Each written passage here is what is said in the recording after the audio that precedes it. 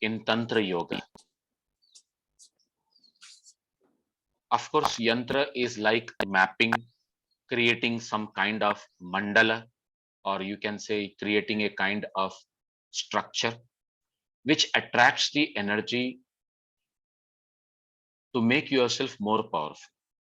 Or I should say, a simple example if given, we do get affected when people with negative vibes are around us. We do get affected when people with positive vibes are around us. And that you can easily experience when you come across a place or in a circumstances where there is a lot of spirituality. You will feel better. You will feel good. Just imagine going to a temple and spending some time over there. Because any temple which is properly constructed as per the vidhi given in our Puranas, how a temple is to be constructed, then all those things are taken measure of, like where the murti is to be placed, how the entrance should be, from which side it should be, which place we are. All this kind of understanding of Vastu Shastra becomes very important there.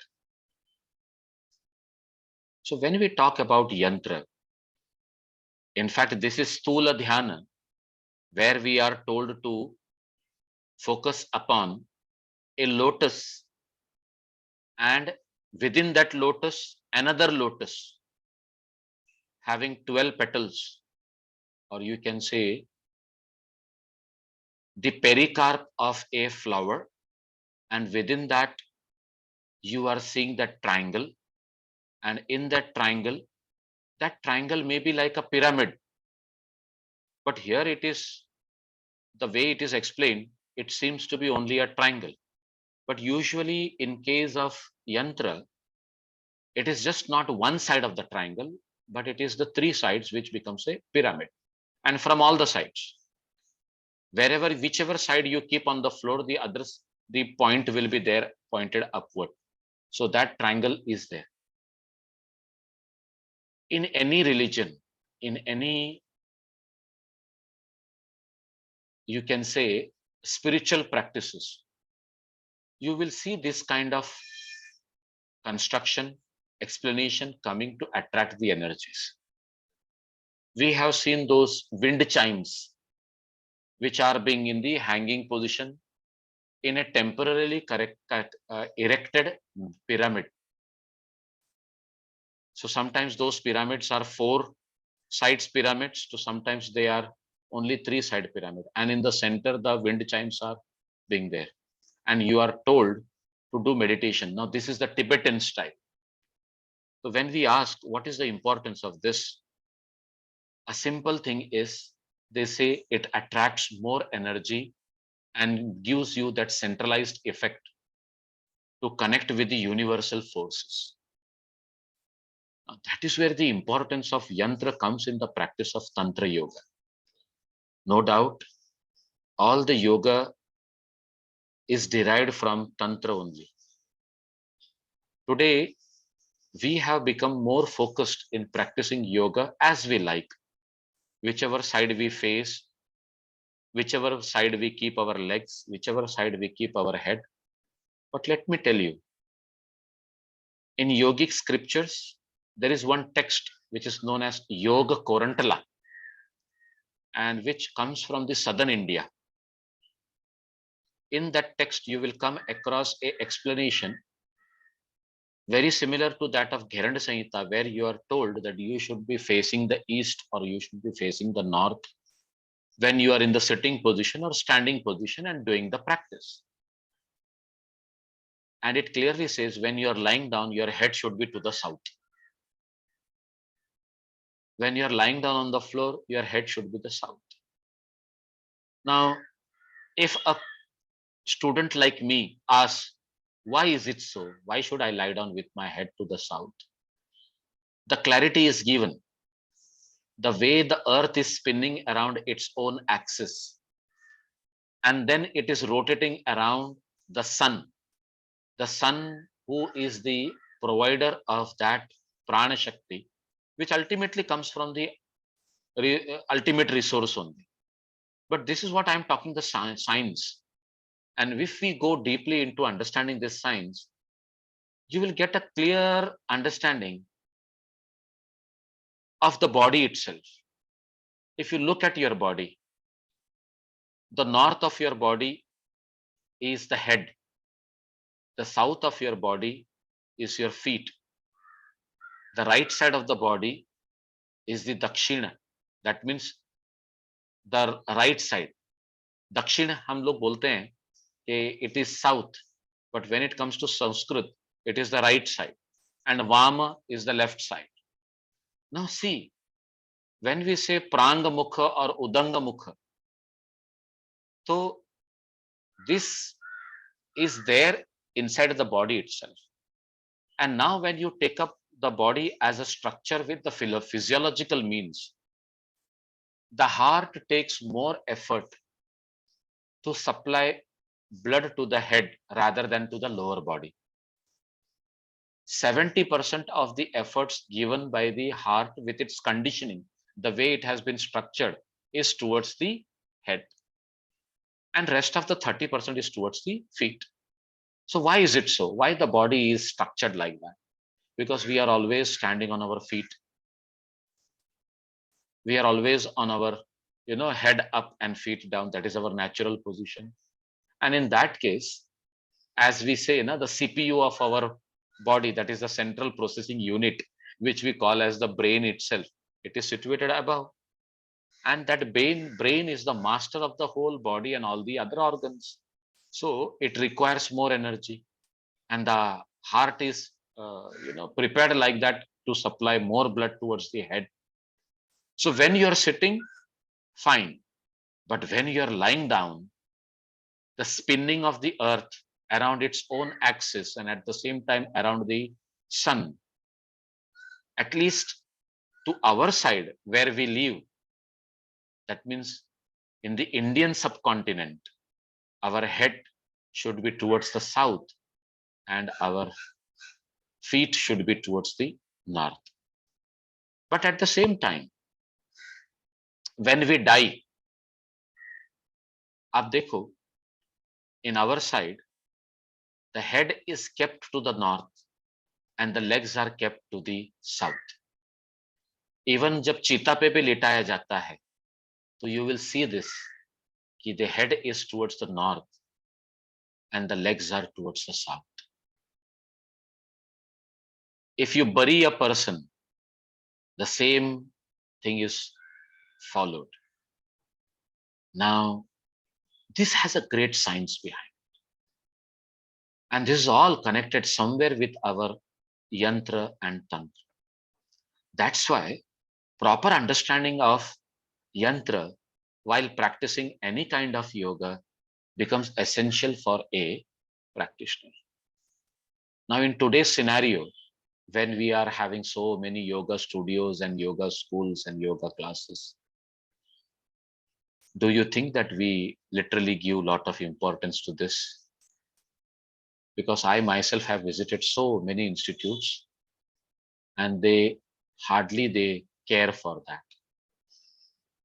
Some institutes I have really pointed out, as per our scriptures, as per our shastra, this hall should have been this side facing and we should be giving instructions from this side and we should be taking class from this side. That was my view. And literally they took that positively. They really appreciated that kind of information because there were people in the same institute who were really believing in Vastu Shastra and the kind of understanding of the spiritual practices as we are supposed to do that. So this becomes very important. And now when we were going through this Sthula Dhyan from Shlok 9, 10, 11, as we understood, we were told, okay, let the yogi imagine the pericarp of a great 1,000-petaled lotus, which is to the center and the bottom, with 12 petals, white in color. And believe me, the colors also are important when we practice yoga. What kind of color you are wearing to do the yogic practices, even this has been specified in certain text. There is one beautiful text written by sage Thirumalar, and I'm not recollecting the name of the text now. And he is very particular about this because he was a scholar of Vastu Shastra. And there he says a person who is practicing yoga should be usually doing yogic practices in white color dress. Now, do we really follow that? Or maybe it may be something else in different parts of the country, because there are people who wear even orange, there are people who wear even yellow, there are people who even wear green color. Of course, yogis I have seen them. Even green color attire is been seen. Now, when you see all these things, lot of questions arise in our mind. Okay, how far this is important? And from where this you have got the knowledge that this is the color that you should be observing and you should be going ahead and doing the practices. So this is somewhere the connection with the yantra and tantra comes in. And he literally says this white in color, highly refulgent and having 12 bija mantra or bija akshara, and they have been told to us as ham, sa, sh, ma, la, va, ra, yum, ha, sa, kha, fre, in that order.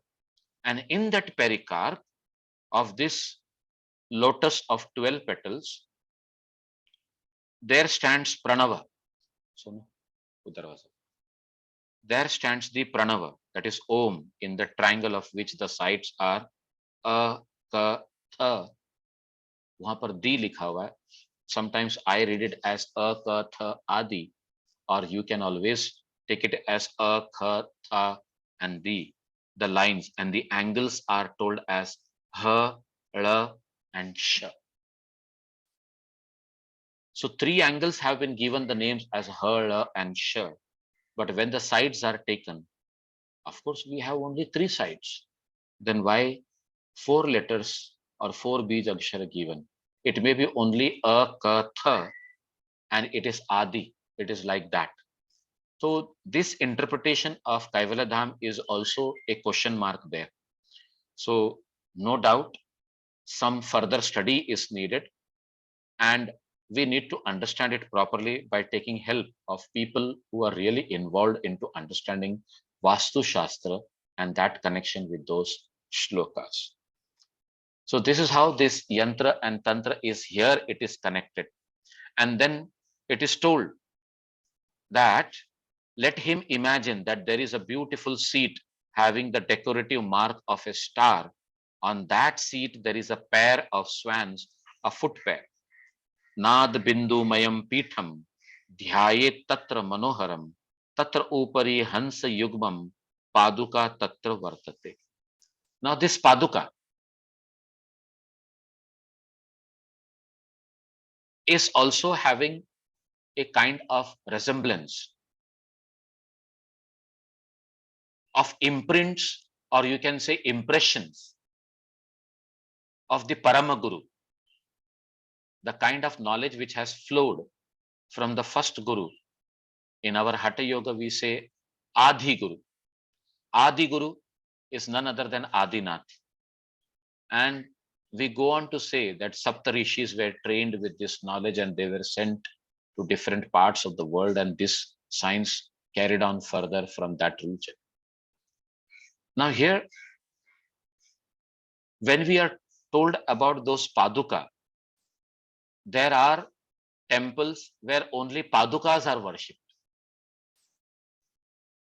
Nothing else.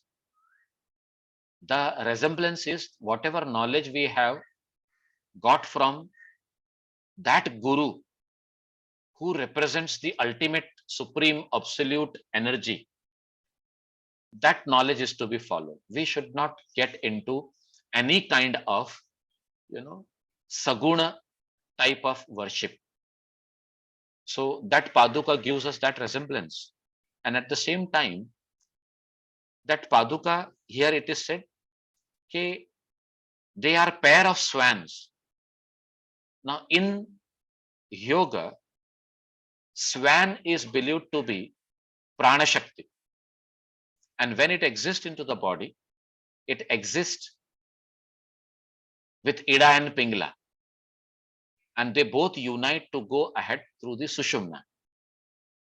So maybe the moment we are focusing on that swan, we are bringing them to the rest and making them completely settled.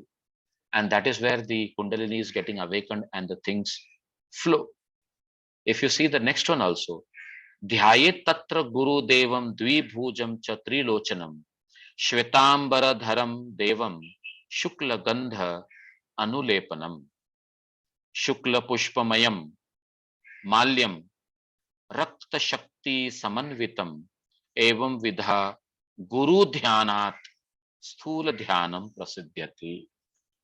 He says, what you should do is do the Guru Dhyana. See, there, let him meditate on Lord Shiva, having two arms, two eyes, dressed in white, anointed with white fragrant paste, lepana, wearing garlands covered with white flowers together with Shakti, having a red tinge. By meditating on the Lord in this manner, Sthula Dhyana is attained with success par excellence. He literally gives us the name of Lord Shiva. But at the same time, in 13 and 14, it is clearly written, Gurum Devam. Now, the Kaivalyadham publication, they have translated this Guru Devam as Lord Shiva, as I was saying, Adi Guru. The swans, the footwear, or I should say the padukas, they were belonging to that guru, and that is what we are worshipping. इसका मतलब क्या हुआ कि जो भी हम श्रवण करते हैं, what are the Vedas? They are the Shrutis. हमें वो जो भी rituals का ज्ञान देते हैं, these rituals are the guiding forces which leads us into that. So having a firm belief on them and getting along with the practice becomes very important. And ultimately he says, Sthula dhyanam tu katitham tejo dhyanam shrunashva me ya dhyanena yoga siddhir atma pratyakshame vacha. Now he says, I have explained to you Sthula dhyana. Listen now to Jyotir dhyan or Tejo dhyan, by which success is attained in yoga and self is realized. So Sthula dhyana, coming to the connection with the saguna properties or the gunas in the physical form as we relate in the modern world. In fact, there is a sampradaya in our yoga also. They follow and they see every other person in front of you as your guru, as your teacher, or as, what you can say, Ishwar only. Without having any consideration to the age, without saying, okay, he is younger to me and he is equal to me and that person is elder to me, so I will bow down to the feet of only the elder and not the other one who is equal or younger to me. They have this pratha of bowing down and touching the feet of even younger kids, and they say the atma in that is one which I am bowing down to. It is not the person I am bowing down to. And even the other person bows down to this person. So sometimes when I saw this pratha, they said this is our sampradaya and we follow this, because this is how we have been told. Whenever we are standing, the soul in front of us is none other than the Brahman or the self, and we should bow down to their axis. So the understanding is no doubt very pious, but people seeing it will not take it, in a, what you can say, without having the knowledge, they won't understand the yoga behind that, the science behind that. Okay. So this is all what has been said about Sthula Dhyana and the connection of Yantra as we were trying to discuss about it. So we are done with this Sthula Dhyana. Any questions there in your mind?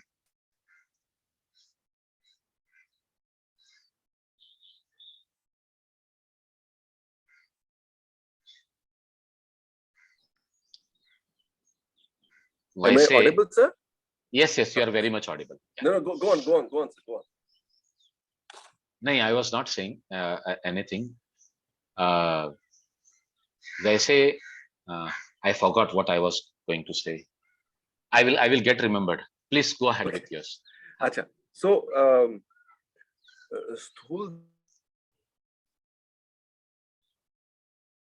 Oh, Sunil Bhai, we again lost you. You are freezed. We cannot hear you.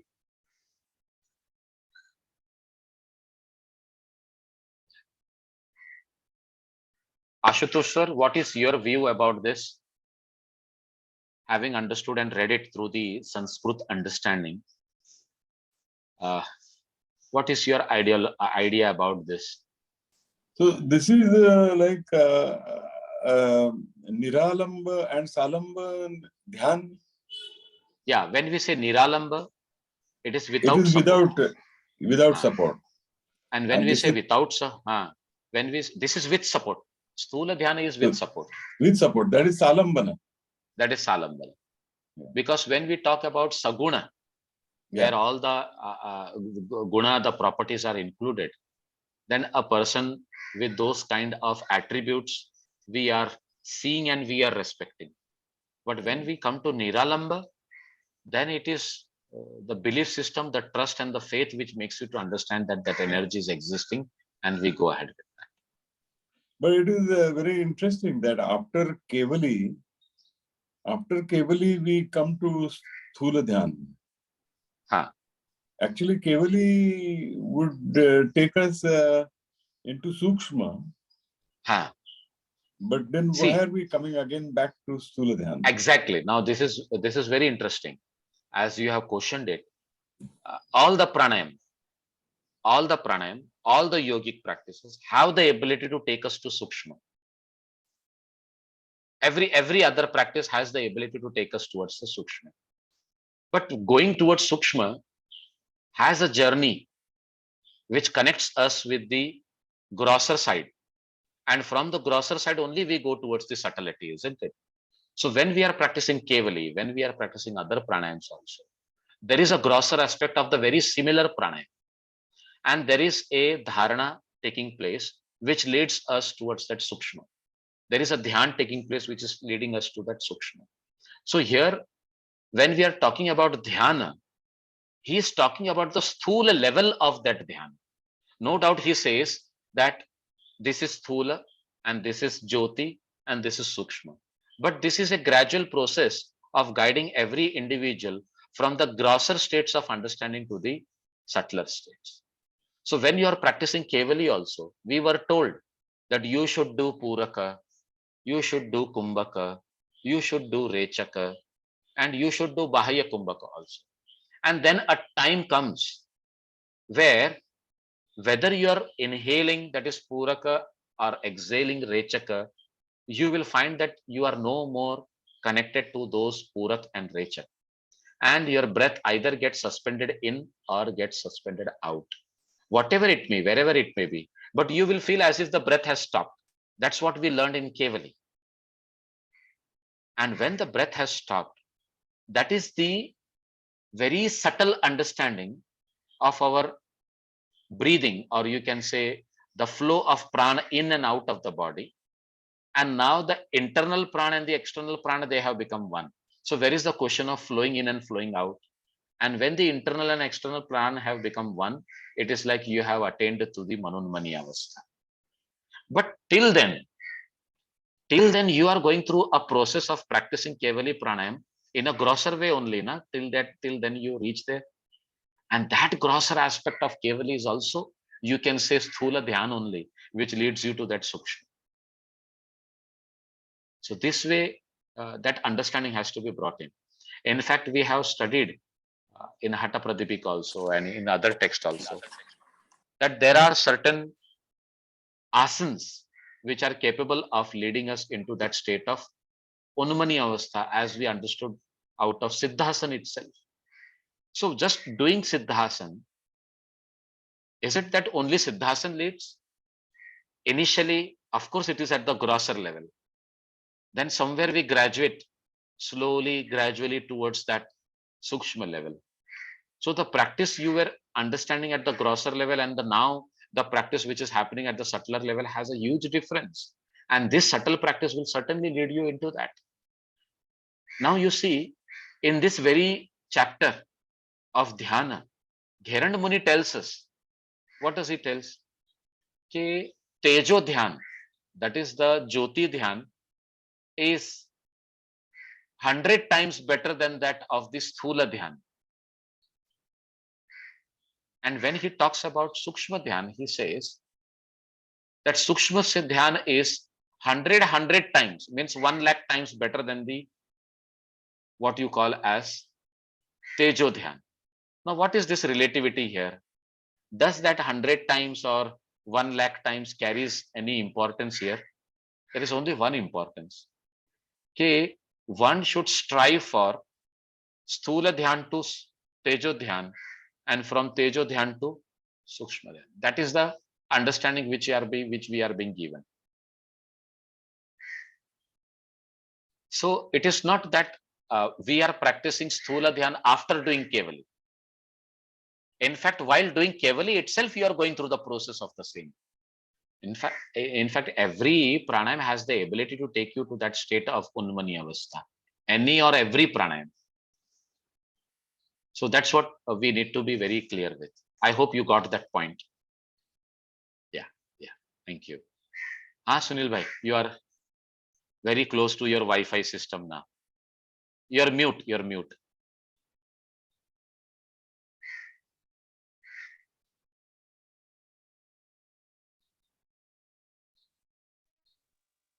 I was sitting in the open with the phone facing the sun. So it got overheated. An emergency. Phone needs to cool down. अच्छा. So ये जो स्थूल ध्यान घिरण मुनि ने describe किया है, इन वे क्या ये जो हमारे भक्ति संप्रदाय हैं उनमें जो ईश्वर स्मरण की बात की जाती है, is that similar to what has been described? We can chalk out the similarity, but at the same time, there after qualifying to do bhakti or getting into that sampradaya itself, you are given the understanding of the Navvidha bhakti.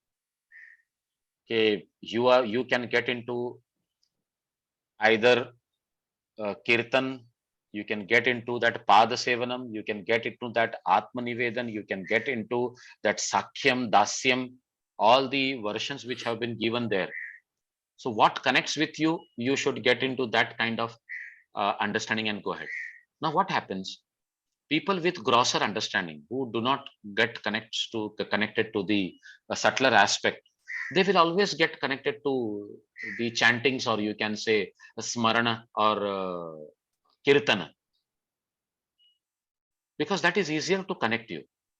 And that doesn't mean that now from smarana and kirtan now you can go to something else.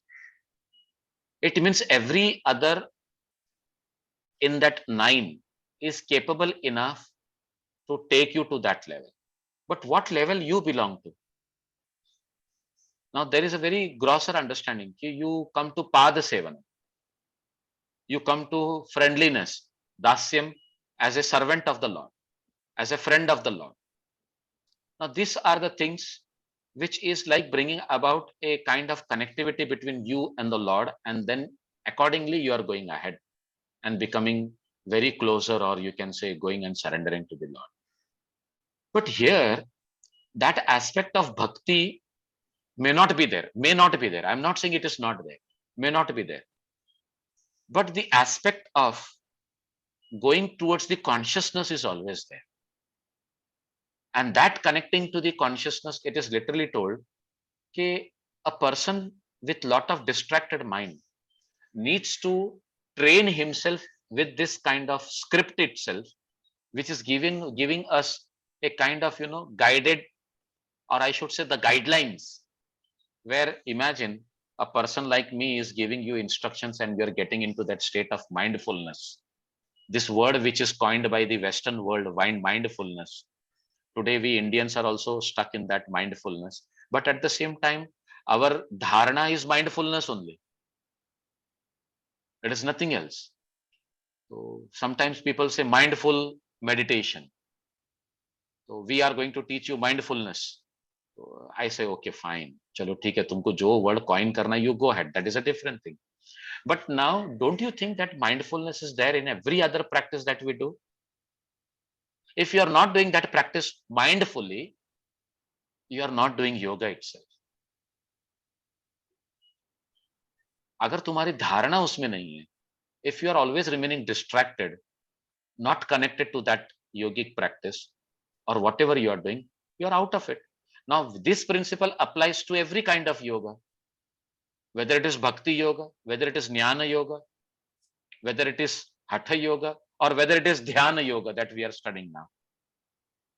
This connects with every understanding of yoga. Because unless and until you devote yourself, how is this going to happen? So there are some people for whom we have to catch hold of them and pull them. So this Sthula Dhyana is for those people, so that slowly they get into that track and they become completely surrendered to that. जैसे हमने योग सूत्र में भी पढ़ा, if you take up the 4th chapter and the last maybe I think 23rd to 33rd or 34th, the last sutra is 34th one in the 4th chapter. What do we see there? From that chitta parinamas, where we are creating many states of mind to carry out various activities related to of our bhoga parivartan, and eventually we say that we have reached to that state where now this kind of parinamas are also supposed to be dropped. This kind of acknowledgement of that sattva in relation to that intellect gaining the knowledge is also supposed to be dropped. We are clearly told about that. And you are told to become Vishesha Darshina. What is that Vishesha Darshina literally means? Vishesha Darshina towards Atma Bhava. And we are told this Atma Bhava will be like, Vinivrittihi. So in that sutra, when we are told as Vishesha Darshana, literally that means that we are becoming Sakshi. The Sakshatva there is like making us understand where you stand. Are you still connected with that chitta which is full of sattva, which is coloring you towards the what you say as Purusha? Or it is still having those rajasic and tamasic essence, which is coloring your chitta towards prakriti, or you can say worldliness. But at the same time, even this is, which is making the clarity, there is the chitta, which is very crystal clear and pure, and reflecting the consciousness with sattva, and reflecting the prakriti with rajas and tamas. So rajas and tamas have become negligible, and only the sattva is shining. And when that chitti shakti there is clearly making you understand where to go ahead. Now this aspect itself, when it is full of sattva, has to be dropped.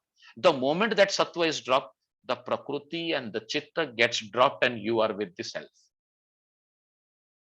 So Atma Bhava Vinivritti comes over there. And that connecting takes you to become, it gives us that word, Kaivalyadham. That is a state where you are now almost like you are going to attain to Kaivalya. And being Kaivalya Pragbharam only, you go through the Dharma Megha Samadhi. The Dharma Megha Samadhi, which is having this clarity, which is full of sattva, which is giving you an understanding. Okay, now this is supposed to be dropped. The way the megha, or I should say the clouds, at the right point of time, drops the rains and let go with it. So rains are its positions. It is like if the rains are there, that cloud is existing. If rains are not there, the cloud doesn't exist. See the beautiful example given to us by Patanjali. And the same thing, when you are in that Dharma Megha Samadhi, it is a profound state of dhyana where you still have that understanding. Okay, I am doing the practice. But now that ego has become pure, that I consciousness is not colored with the rajas and tamas, but it is truly colored with sattva. And that sattva is also supposed to be dropped. And that is where we say, now we become gunatita. Now that gunatita aspect we have understood in 14th chapter also of Bhagavad Gita. So sthula dhyana is an understanding of leading yourself becoming more focused in that state of consciousness. So where it is and what it is, how it is connecting you to that truth and where it is leading you.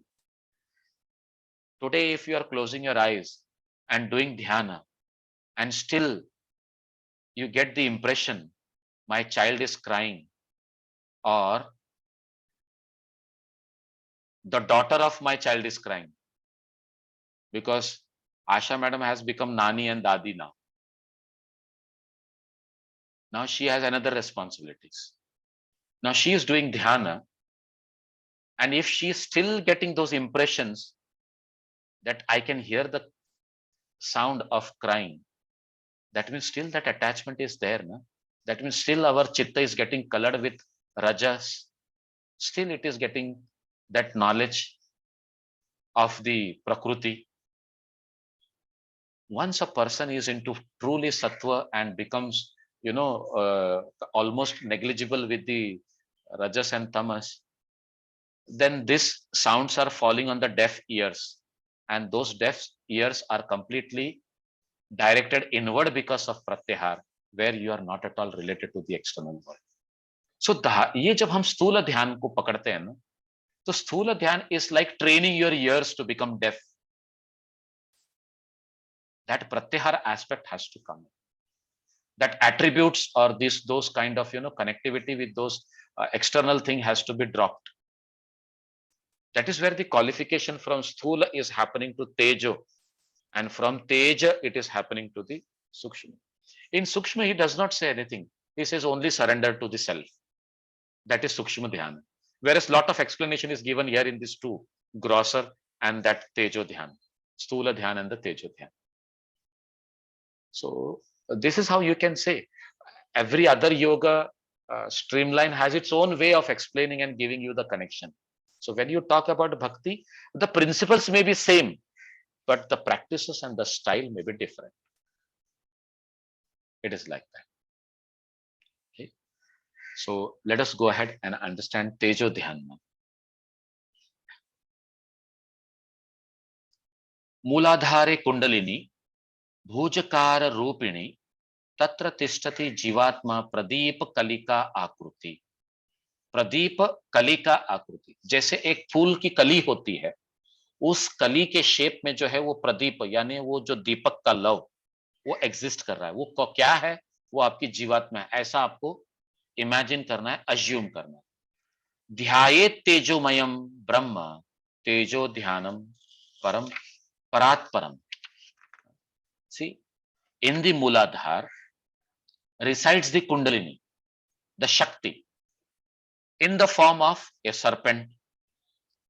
The Jivatma resides there only. Now the Jivatma and Kundalini, it is literally told to us that one and the same thing. They are not different from each other. In the Mooladhara resides the Kundalini in the form of a serpent, and Jivatma resides there in the form of the crest of flame. So there itself in that Mooladhara region, they both are existing. So what is Kundalini and what is Jivatma? जब तक आपकी कुंडलिनी सुप्त अवस्था में है, That means because of the conscious energy of consciousness, the whole body is functioning. Eyes can see, ears can hear, legs can walk, hands can hold, your tongue and the mouth can make you to speak. Now here it is very clear that this Atma, when it connects with Prakriti, it becomes Jivatma and you are into that worldly actions. You are involved. Your ego sense has gone with that connection. But what is the essence of that? The essence of that is that flame, that Jyoti, that crest of flame. And that crest of flame, which is Jivatma, is residing in the same region of Muladhara. Now, when we say same region of Muladhara, then we should understand that Kundalini and that Jivatma is maybe the same thing only. They may not be different. But now the understanding is given differently. Because in Hatha Yoga, you are taking that Shakti as the essence of Shiva. And now you are saying here that it is nothing but Jivatma, which is in the form of a flame. Now, this you are imagining that there is a Deepak. That Deepak is the Jivatma, and the flame is continuously there, existing. Meditate upon that, and that is Tejo Maya Brahman. Tejo Dhyan is Dhyan par excellence. Now, you are told to literally focus on that flame and do Dhyan.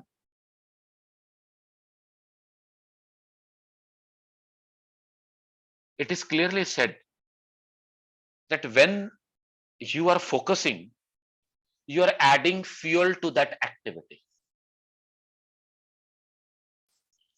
When we say, I am focusing on reading, then what I am doing? I am adding all the energies to that factor, action, reading. Whatever we do, we become focused in doing that. You may be doing cooking, you may be doing some engineering, you may be doing some kind of management, you may be doing some driving or something. It needs focus. And in that focus, you're allowing your fuel to get added to get that work done. Now, what is here? The more you are becoming focused on that flame, you're still adding a kind of fuel to it. Now, when you are adding fuel to that Deepaka, that Deepak is going to glow, shine, and maybe expand. When we talk about that expansion of that glow or that brightness or that flame itself, we become one with it. And that's what he says, Tejo Maya Brahman. So this Teja, this Atma, which is to be understood as what we call as Brahman, and as we focus upon it, because it has been given to us as an imaginary. See, earlier, we could imagine the things which are literally available. But here he says inside the body, and there it is existing. In Kathopanishad, we are told to focus on the Atma, which is only of the size of the thumb. ये कठोपनिषद का वर्णन है. It is only of the size of the thumb. And where it resides? In your heart. ऐसी explanation Prashnopanishad में भी दिया गया, where the concept of prana and rai has been explained. Rai is nothing but matter, which is also an energy. And prana is also an energy, but which is energy coming to us from sun. And that energy which makes the sun to give that energy is nothing but Brahman. So the moment you focus on prana, you get connected with that sun, you get connected with Brahman. So vaya it is being told in Prashna Upanishad. In Taittiriya Upanishad, very similar kind of understanding. The word Taittiriya is derived from that those birds which are Titiri. These Titiris are none other than but they are the students of a rishi. Now I'm not recollecting the name. But when Yajnavalkya was told to give back whatever knowledge he has attained from the Guru, he just vomited out. And these titris started eating or taking up whatever has been vomited. So what does that mean? Whatever Yajnavalkya vomited out was taken up by the other students of the Guru of Yajnavalkya, and that was taken up means they eat it. So what was omitted by Yajnavalkya has been taken by the other students. So that means they also got the same knowledge. What was not only the same knowledge. In fact, we should understand whenever a guru gives knowledge to the student adds some things to it. And when that is vomited out, it is special always. It is not only what the guru has given. And that is the reason the guru has made the student to vomit out, because the guru knows that will come out with some additions only. Now see how the knowledge is to be understood. And these are the Upanishads, the Jnana Yoga part, which is coming to us from various, our Bhagavad Gita, Maha Upanishad it is. And when we are connecting to this Tejo Dhyan, the moment you are going into that, focusing on that Teja, the knowledge base is expanding.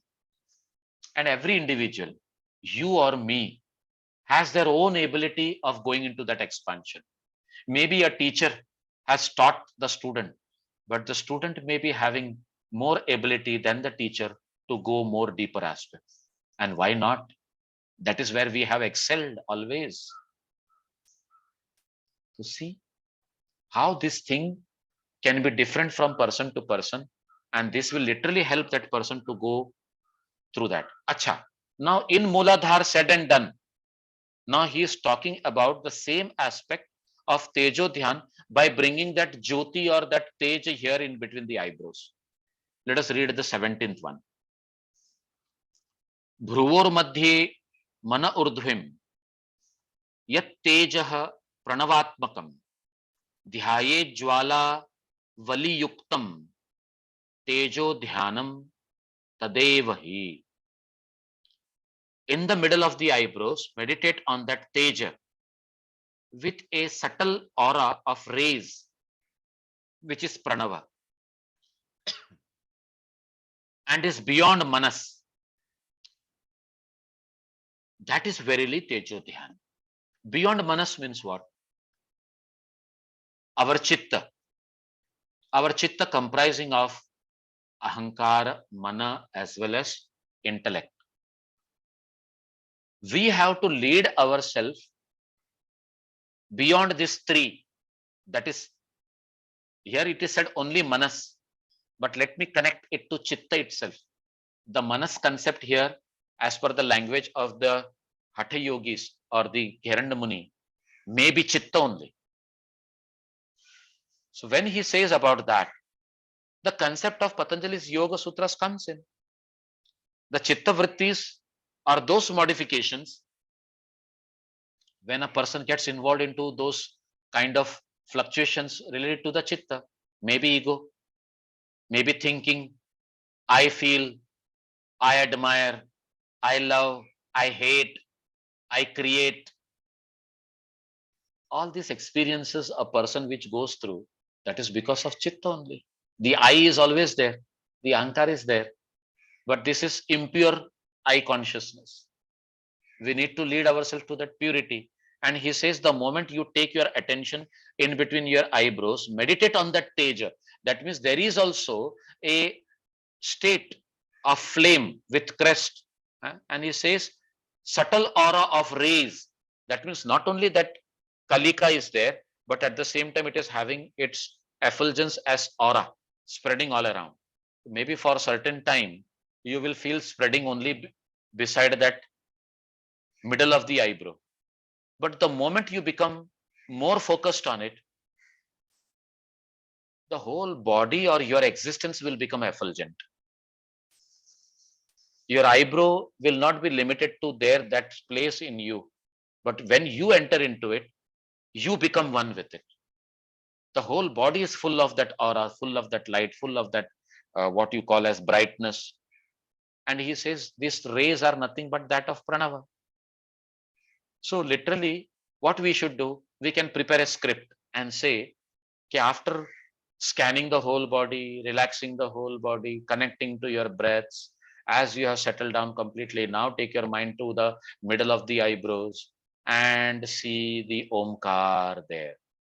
That Omkar which is effulgent, which is bright, which is glowing in its full glory. And those rays are like, making you not to see anything. What I tell my students, I ask them, do you drive? They say yes. What happens during the night when you are driving, when the front car coming, its headlight focusing on your eyes? Do you see anything? You say no. Then when you don't see anything, when the headlight is focusing on your eyes, in the very similar manner, this headlight here in between your eyebrows will not make you to see anything outside, and it is all seeing within. क्या जाता है हमको उसके अंदर ये line connect करके सामने वाले को समझाने के लिए, उसका ट्यूबलाइट जलाने के लिए. We need to do such kind of things. तो घेरंड मुनि will say, मेरा काम था तुमको एक आइडिया देने का, अभी तुम आगे कैसे लेके जाते हो तुम्हारा काम. So here we need to come to that kind of imagination. My friend, who is a Reiki master, he literally made me feel heat in a particular side of the body and nothing on the other side of the body. So I said, how come you can do this? So he said, it is a simple understanding of concentration. Nothing else. That is yoga only. So it is par excellence purification. That purification where our chitta is completely purified and the pure consciousness is then seen very clearly. When I say chitta is completely purified, means what? It has become sattva. And in that sattva, we are connecting to the self. We are connecting to the purity of the consciousness. So this is how he says about the tejo dhyan. Now he says, tejo dhyanam shrutam chanda, sukshma dhyanam shrunashva me, bahubhagya vashadyasya कुंडली जागृति भवे. तेजो ध्यान तो तुमने सुन लिया, आप सूक्ष्म ध्यान भी सुनो. ऐसे बहुत खुशनसीब हो तुम अगर कभी तुम ये सूक्ष्म ध्यान कर पाओ, क्योंकि इससे आपकी कुंडलिनी जागृत होकर आगे जाती है. Not going ahead, first if there is anything in your mind related to what we call as tejo dhyan, anything, any question related to that, most probably it is very clear, there is nothing to be talked about. In fact, it is more to be imagined and practiced. These are the things where the words will always fall short to explain, and experience will always give you more understanding of the subject. So it is better to practice and try to imagine about the aspects what Gheranda Muni is trying to make us understand. But still, if there is any kind of connectivity or you want to share anything or you want to add anything, please go ahead.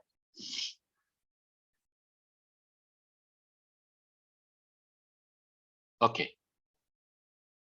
Nothing as such. Let us go ahead then. The 19th one. Atmana saha yogena netra randhra dvinirgata viherad rajamarge cha chanchalatvan drishyate. Now, he wants us to understand from these two shlokas. He says, O Chanda, having understood Tejo Dhyan, listen to me about that Sukshma Dhyan. When by the great good fortune, matlab, great good fortune, there has to be a grace of Lord, there has to be the blessings of the Guru, by which the Kundalini is awakened and it becomes one with the Atman. And that Atman rises above, or that Kundalini rises above the level of the sockets of eyes, that is beyond the Agnya Chakra, and vibrates in the Brahmarandra, Now talking about Brahmarandra is the highest level beyond the Bindu into the top of the head, that is crown of the head. It is not pursued. Why? Because of the frequency. Very high frequency, or what you can say, great intensity of the practice leads you into that experience of vibrations. And once you are into those vibrations, you are into it. See, now I am speaking, you are hearing. Your hearing is also a vibration. My speech, which I am speaking, is also a vibration. My speech making you understand the language is a collection of a particular type of vibration by which the message is passed on, which is absorbed by you as you hear and fathom it. So this is where we need to connect this explanation about the vibes, the vibrations of that Atma itself, which is residing in us. And it says that this is somewhere we are going to understand about Sukshma Dhyana, where the Kundalini has been awakened and it goes ahead, becoming one with the Atman and rises above the levels of the eyes. That means towards the skull, towards the space, beyond which we are becoming with the universal consciousness. Now, it is not perceived. Why? Because of the high frequency. And he says, how you can attain that? He gives us literally that explanation. He says, Shambhavi Mudraya Yogo. So he says, do Shambhavi Mudra. Dhyana Yogena Siddhyati. Sukshma Dhyanam Idam Gopyam Devanam Api Durlabham. Devanam Api Durlabham is a style of writing down by the great Gheranda Muni, making us understand that only a yogi is fortunate enough to experience this. Others will not get this kind of understanding. So yoga becomes successful by dhyana yoga. And what is that dhyana yoga?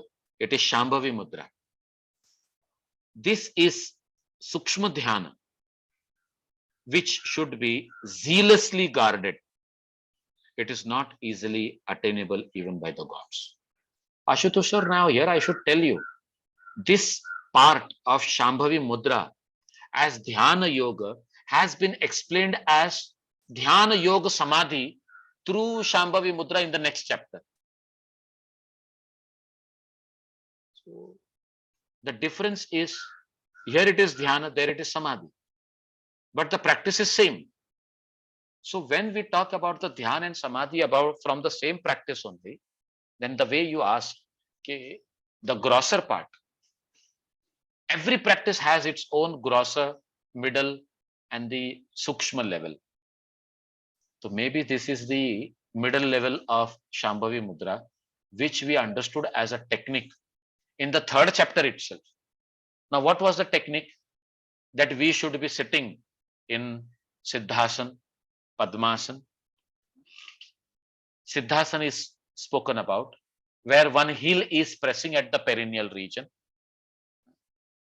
and you are completely with that Mula Bandha going ahead and looking into nothingness by doing Yoni Mudra. Now, Yoni Mudra, we were told, this one. But for this Yoni Mudra, the Mula Bandha is essential. So you are closing your ears on your eyes and this. And you are told that look into that nothingness. I'm talking about the technique of Gheranda Samhita. Whereas in the technique of Hatha Pratipika, it is different. They are clearly telling us that you should be keeping your eyes as if partially opened or partially closed. Partially closed, where you are seeing, but you are not seeing. When I say seeing, it literally means that you can see. When I say you can see, that means you can get involved into distractions. But when I say you are not seeing, that means distractions are no more there. Your eyes are withdrawn with that vision and your focus is on nothingness. And it is that you are told to focus in between the eyebrows. And when you are focusing in between that eyebrows, it is told that you are becoming one with Shiva, one with consciousness. In fact, that leads you to complete detachment even from the body, which is making you to do that practice. You leave that also. The medium through which you have come there, even that has to be dropped. So here, that Shambhavi Mudra has been taken as a help to do this Sukshma Dhyana, where you are told to experience Brahman in that. And now see what he says next. ये इतना ही बता दिया उन्होंने, Shambhavi Mudra. That's all. He does not speaks about anything else about Sukshma Dhyan. That practice itself will lead you into Sukshma. Now you can say, sir, so then Kaivalya also can lead me to Sukshma. Yes. Then Siddhasana can lead me to Sukshma. Yes. Then Khechari and other mudras can also lead me to Sukshma. Yes. They all can become the reason for you to get into that oneness with Brahman. Then he says, Sthula Dhyanat Shatgunam Tejo Dhyanam Prachakshate. Shatgunam, 100 times. Tejo Dhyanam Lakshagunam Sukshma Dhyanam Paratparam. Sukshma is 1 lakh times more efficient or more capable than that of Tejo Dhyan. So Tejo Dhyan is 100 times superior to Sthula Dhyana, and Sukshma Dhyana, which is the greatest of all, is 100,000 times, that means 1 lakh times superior to Tejo Dhyan. This is a kind of way of expressing why I am saying it is better, so that from Sthula Dhyan you go to Tejo Dhyan, from Tejo Dhyan you excel towards the Sukshma Dhyan. Otherwise, what happens usually, we limit ourselves only to that aspect where we enjoy the state and we like to be there only. We do not want to go ahead. In fact, we should be doing Swadhyaya. In that 4th chapter of Patanjali's Yoga Sutra, in those at the last fag end, when we are told how to get rid of this pure consciousness giving knowledge also. तो pure consciousness का ज्ञान देने वाला जो knowledge है, how to get rid of that? तो he says the way you have done with the kleshas. So what we have done with kleshas? We have practiced Kriya Yoga. What you have done with Kriya Yoga? We have done the Prati Prasava understanding. We are getting that sutra, Te Prati Prasava He Yaha Sukshmaha. So Sukshma, you can lead them to that Sukshma. How? Through that Prati Prasava. By involuting, rather than going from the evolution, you have to involute. So those aspects of avidya in those kleshas, Udara, Vichhinna, Tanu, and then coming to Prasupta. So Sukshma Sthiti is Prasupta. But we have to go beyond that. So Prasupta is still having avidya in the latent impressions, maybe subliminal, maybe very minimal, but it is still there. So now he says, you just do Prati Prasava, you go beyond that also. So here also he has given us the idea, I am telling you a practice which will lead you into that.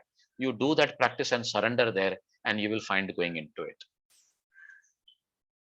So this is where the Tejo Dhyan is 100 times better than the Sthula Dhyan, and Sukshma Dhyan is 1 lakh times better than the Tejo Dhyan. So step by step approach being told, and we are supposed to go to that thing.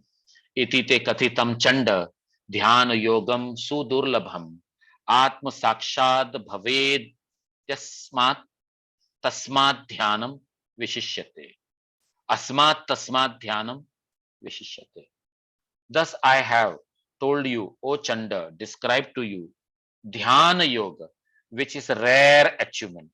यानी ये जो शांभवी वाला जो ध्यान योग जो उन्होंने हमको बताया, this is a rare achievement, by virtue of which the yogi becomes one with Atman.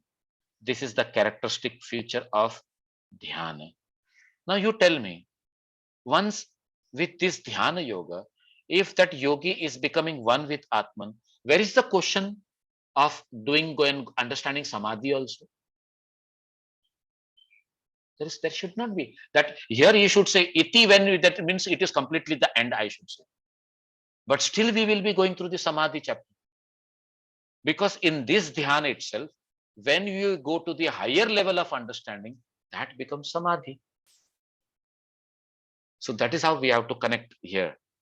Iti Shri Gheranda Samhitayam Gheranda Chanda Samvade Ghatastha Yoge Sapta Sadhane Dhyana Yogo Nama Shashta Upadesha. So this sixth Upadesha, Shashta Upadesha, is about the Dhyana Yoga, where in that Ghatastha Yoga or Ghata Yoga, the Saptanga Yoga, which we have studied, this is the sixth one of that Sapta Sadhan. So now we will be going for the last one, which is nothing but Samadhi. Okay. So we can stop here and have some discussion on this. I would like to know your understanding about this dhyana also, how we should be getting connecting and understanding these things. Yes, we can have this 10-15 minutes of discussion. Sir, you mentioned when talking about Jivatma that there is consciousness and there is energy. Ha. So when I decide to make some movement with my body, there is energy and there is consciousness. Yes, but we have to understand this energy is energy because of that consciousness. And this energy is making the body to move. You got that? You were mute, sir. Please. No, but many of the functions in the body are taking place without my consciousness. That is what I'm saying. We always say, when we have the torch in our hand, we say that the light is coming from the bulb, but we never look at the battery which is providing the energy to the bulb to give light. We never talk about it. We never say about it. We realize that when the bulb is not giving light anymore, and then we say, "Arey, now we need to change the battery." Until then, who is realizing that the battery is giving light? Are you understanding the analogy between the two? Yes, but say when the digestive system is working, and there are secretions of various hormones. They are taking place without my consciousness. Yeah. They are already programmed in the body. Yes, very true. So where is the consciousness there? Pran is the one which is working in the programming. See, we are already being told that we are having pancha prana, dasha prana. When I say prana, limited to the chest. Samana prana in your digestive system. That samana prana is carrying out everything. But its eventual connection is with the universal prana, which is passing on that energy to this prana to carry out this function. The apana is also carrying out its own function of removing all the waste products from the body. The vyana is also carrying out its own function of carrying out that energy to the whole body. Udana is also carrying out its own function. But they are functional in this body only when that other prana is connected to them. If that prana is not connected, where is the digestive system functioning, sir? So when this functioning is taking place, sir, iske liye na, you should read Prashna Upanishad. Beautiful explanation about this, how the body as rai or energy functions, and what makes the prana to carry out those functions. How this prana is distributed in the whole body to carry out individual functions. It is beautiful science. What you said is correct, but at the same time, there is a connection.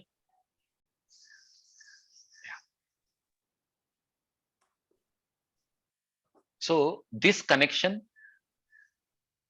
is from the resource to the recipient. Now, if the recipient wants to know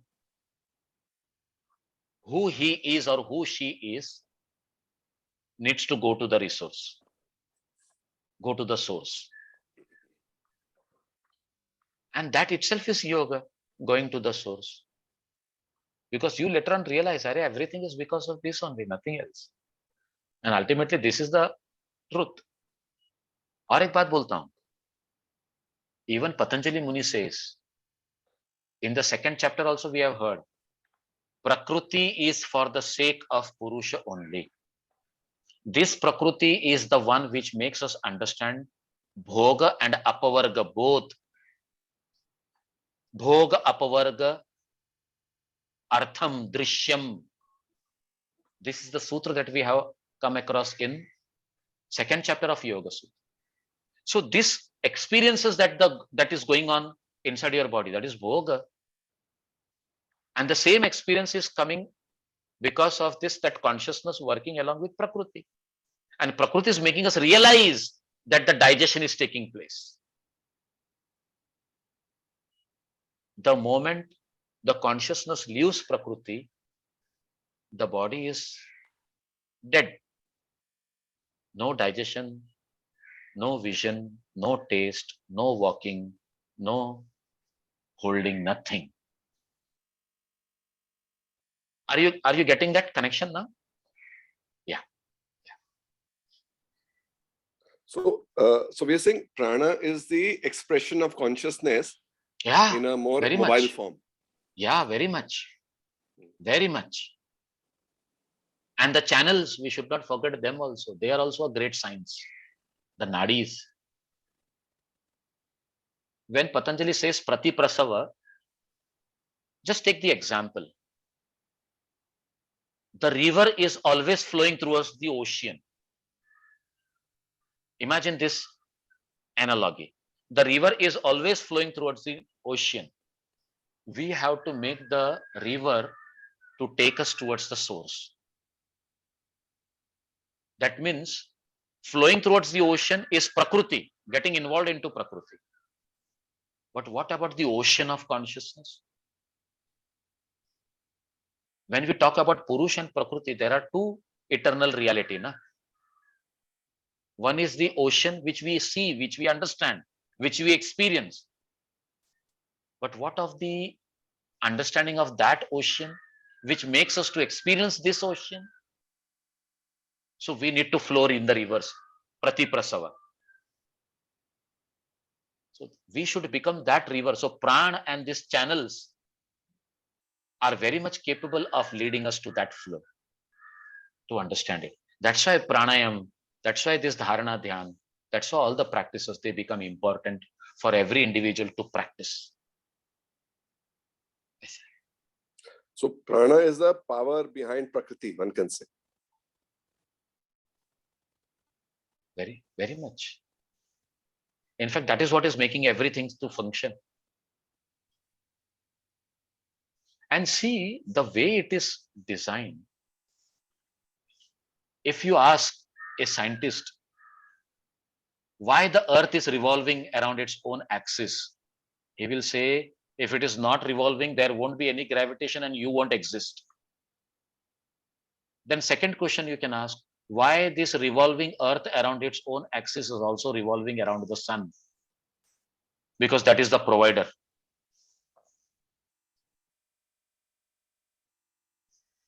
So we need to understand behind that sun who is the provider, which has constructed this whole constellation itself, in which we are experiencing so many galaxies, so many solar systems, and everything is what we are going through. तो जब हम ये ना आपको ये concept सिद्ध सिद्धांत पद्धति में मिलता है, तो गोरक्षनाथ जी क्लियरली कहते हैं कि what you are seeing as it is functioning, The same thing is happening here in our body also. There is a Surya, there is a Chandra, there are 7 continents.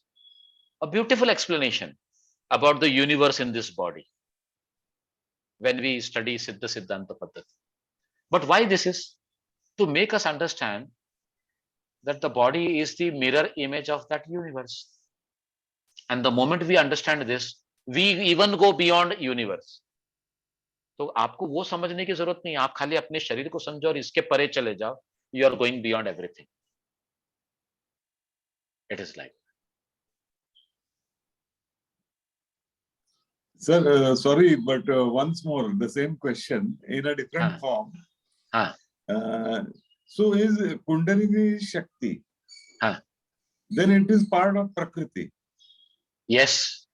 And then we are saying the tip of that is Jivatma, which is consciousness. Yes. तो ये फिर थोड़ा confusion है मुझे.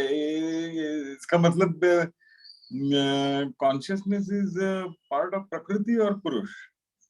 See, when we talk about Kundalini, it is the essence of Purusha, I should say. Because you said it is Prakriti. So Kundalini is that which is lying in the Supta Avastha. Now, what do you understand by Supta Avastha? We are totally in ignorance. Ignorance means what? We are away from that knowledge. We are into only the experience of the worldliness. Now, you are doing certain practices. Imagine you are going to a school which is named as Kundalini school. And that Kundalini school starts giving you every knowledge about Kundalini. It may be engineering. Now let us give that engineering the word Kundalini. And you start understanding every kind of structure, connection, and this and that. The moment you understand everything about that Kundalini, you will find that the flame of Atma is there. That flame which we cannot see. Why? Because our eyes cannot see. What we see is only material, matter. We do not understand consciousness. So that is where we say Kundalini lying in the Supta Avastha. But now, Bhujagi Jagarti Kundalini, it says. That one which is like a serpent has now awakened. Now that awakened Kundalini is in the form of that flame, like that of the flame of Atma itself. And now that Atma has to rise. So the Kundalini passes through the passage. What is that passage? The pathway, the highway which leads you towards that ultimate source. Now that requires knowledge. So this Sushumna is nothing but the Saraswati. Sushumna is nothing but Saraswati, and Saraswati is nothing but knowledge. See the concepts, how they have been placed in front of us. And believe me, sir, to understand this, it took 10 years for me.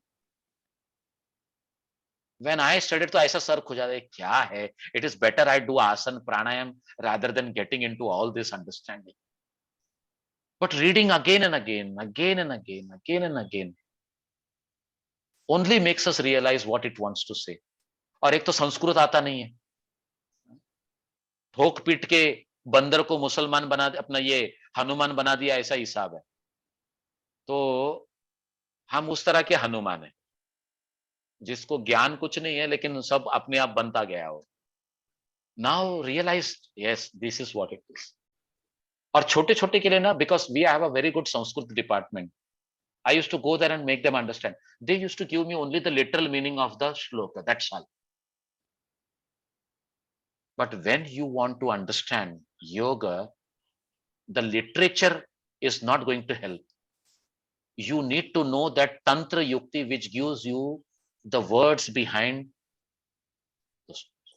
Even the slang words we use in our day-to-day life. In Marathi, if you say, Are melya, when we say that, has that person died? No, na. But we have something to say. It is very similar to that. We have to understand the things that why when we use that slang to tell the other person we are not happy with the state he is doing something which we want to correct कि now तुम जागो थोड़ा सा अक्कल लेके आओ. It is like we are telling the other person. If that person is not understanding, better he is dead, na. That's why we say melya. But now, if that person has got all the knowledge, that person has got that enlightenment, there is no connection with that. And every shloka we have read there, what we have read? Jara, Mrityu, Vinashakaha. That means old age and death is taken care of. They are destroyed. अरे मतलब खाली practice किया तो destroy होता है क्या? That clarity has to come here. Otherwise you are destroyed. मतलब practice के अंदर ही अटके रहेंगे, नॉलेज नहीं मिलेगा तो where is that we are going ahead? Nowhere. We are lost. That means ignorance still exists. This ignorance, avidya, is very powerful, sir. Very powerful. But I am very glad, that unless and until a person says कि avidya hai, now from that avidya only vidya comes in. So if we see all this as avidya, then what is vidya is understood. And our journey starts in the pratiprasava state. Otherwise it will never start. हमको अविद्या ही विद्या दिख रही है ना. So this is how we live. I hope that has made it clear, sir. Yes, thank you. It is 32 now. Should we stop here? We should take the break. We will meet next week. So thank you very much. We have finished the lesson number 6. Next class, we will be starting with the lesson number 7. Okay, that is completely with the Samadhi. Thank you very much. Right. Have a blessed day ahead. Thank you, sir. Thank you. Thank you. So we meet at 9 o'clock for physiology.